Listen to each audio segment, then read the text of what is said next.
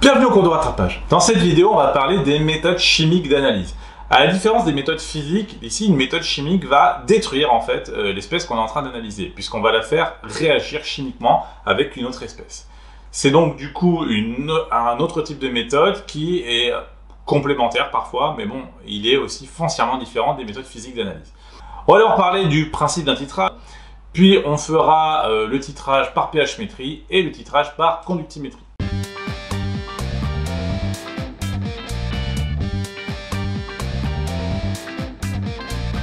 Le principe d'un titrage, c'est peut-être un peu un rappel parce qu'il me semble qu'on l'a déjà vu en première. Lors d'un titrage, le réactif titré A, de concentration inconnue et qu'on cherche à déterminer, est titré réagi avec un réactif titrant B qui lui est de concentration connue. L'équation de la réaction est AA plus BB donne CC plus DD, étant donné que A, B et C et D en petit, en minuscule, sont des coefficients stoichiométriques, A, B, C et D en majuscule sont des espèces chimiques. Le principe, c'est d'arriver à l'équivalence, parce qu'on sait qu'à l'équivalence, la quantité de matière de A sur A est égale à la quantité de matière de B sur B. Et comme on a des espèces chimiques en solution, on sait que la quantité de matière, c'est la concentration fois le volume, donc on aura CAVA divisé par petit a est égal à CBVE divisé par petit b. E étant en fait le volume à l'équivalence, c'est le volume de B qu'on a versé. Pour la préparation d'une solution titrante, en fait, on va utiliser souvent le même type d'opération qu'on a pu voir auparavant. En général, ça va être une dissolution ou une dilution. Alors pour ça, il faut connaître quelques relations, notamment le fait qu'on vous donne en général le titre massique d'une solution. Alors le titre massique, on va le noter PM, c'est la masse de soluté contenue dans la solution divisée par le volume de cette solution. De l'autre côté, on peut aussi être amené à utiliser la densité. On va nous donner la densité de quelque chose. On sait que la densité, c'est la masse volumique sur la masse volumique de l'eau.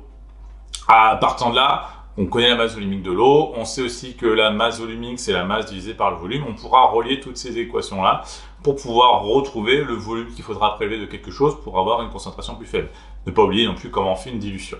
Alors, on va faire deux types de titrage, la pH-métrie et la conductimétrie. Dans les deux cas, le montage est toujours le même. On va avoir ce type de montage qui nous donne donc à chaque fois la même chose, le réactif titré qui est dans le bécher, ou parfois ça peut être un Erlenmeyer, mais là ça va être un bécher pour des raisons pratiques. Un agitateur magnétique avec son barreau aimanté dans la solution, une burette avec le réactif titrant à l'intérieur, et puis en plus on va mettre une sonde à l'intérieur qui va nous permettre de mesurer la grandeur qu'on va étudier lors de la réaction. Alors cette sonde, elle va être reliée à un petit ordinateur, ça peut même être relié à un ordinateur carrément, et puis elle va nous donner la grandeur qu'on veut qu'elle mesure. Ça peut être le pH, ça peut être la conductivité. Là, on va faire le premier cas avec le pH, après on fera la conductivité. Dans le cas d'un titrage par pH-métrie, la grandeur qu'on va mesurer, c'est le pH, et les types de réactions qu'on va avoir, c'est forcément une réaction acido-basique, puisque c'est celles-ci qui vont nous permettre d'avoir une variation du pH. Quand on va se rapprocher de l'équivalence, il faudra faire très attention. On le voit parce que le pH commence à monter sensiblement ou à diminuer sensiblement. Et donc du coup, il va falloir rapprocher un petit peu les mesures pour ne pas rater le fameux volume équivalent. Au niveau de l'équivalence, la courbe de pH présente un saut de pH en fait. C'est énorme, il y a un gap énorme. En l'espace de même pas 1 millilitre, on va se retrouver avec un pH qui peut passer de 3 à 8. Voilà, donc c'est assez costaud. Le volume équivalent, on le trouve là-dedans. Alors, il y a plusieurs techniques pour le retrouver. La technique que j'utilise le plus, moi, c'est la méthode des tangentes. C'est-à-dire qu'on va tasser une première tangente à la première inflexion de courbe, donc par en bas en général. Une deuxième tangente parallèle à celle-ci qui passe bien sur la deuxième inflexion. Et une troisième droite qui va être parallèle aux deux autres et qui va être pile poil à équidistance entre les deux. Cette courbe-là, cette droite-là, va couper la courbe au volume équivalent. Donc, on le retrouvera en lecture abscisse. L'autre technique, c'est celle qui se fait par ordinateur, parce que vous ne pouvez pas le faire à la main, c'est d'avoir la dérivée du pH en fonction du volume équivalent. Et une fois qu'on a ça, on se retrouve avec un pic énorme et très fin. En fait, c'est l'abscisse de ce pic maximal qui va nous donner le volume équivalent. Ensuite, pour retrouver la concentration de la solution titrée, on va utiliser les relations stoichiométriques qui sont connues. À partir du moment où on connaîtra la concentration du réactif titrant, le volume de réactif titré et le volume de réactif titrant qui a été versé, on pourra retrouver la concentration en réactif titré. Ce saut de pH, en fait, s'explique assez facilement. Il s'explique par le fait que tout à coup, on a le réactif qui était titrant, qui par exemple peut être, dans ce cas-là, une base. Si c'est une base, avant, elle est entièrement consommée, et donc du coup, ça reste l'acide qui est majoritaire.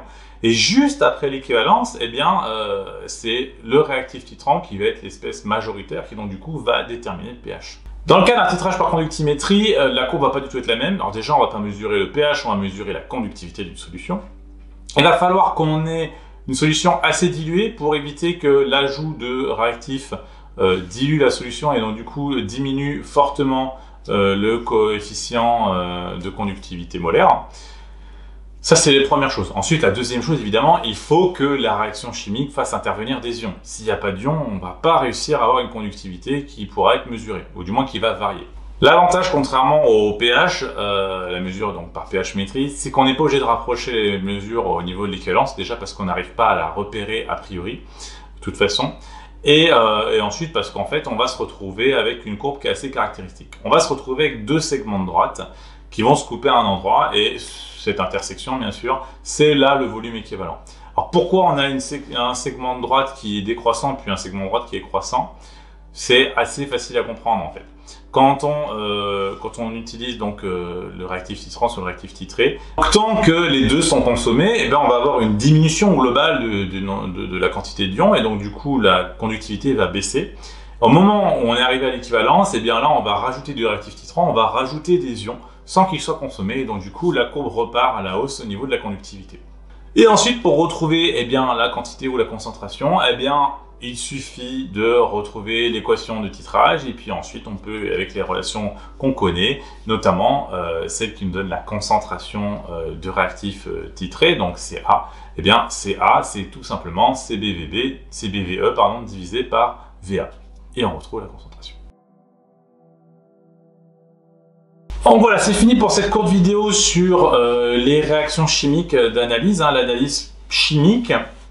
C'est assez important parce que ça va être très utilisé dans tout ce qui est contrôle qualité, etc. On va même s'en resservir sans doute dans d'autres chapitres, notamment quand on va faire la cinétique, etc. Je vous laisse cliquer où vous voulez, mettre des commentaires, etc. Bon, il paraît que ça va être pour le référencement, donc tant mieux. Et je vous quitte avec une citation de Jacques Bergier, un chimiste. « Ce qui est important peut se trouver n'importe où, alors je lis tout. »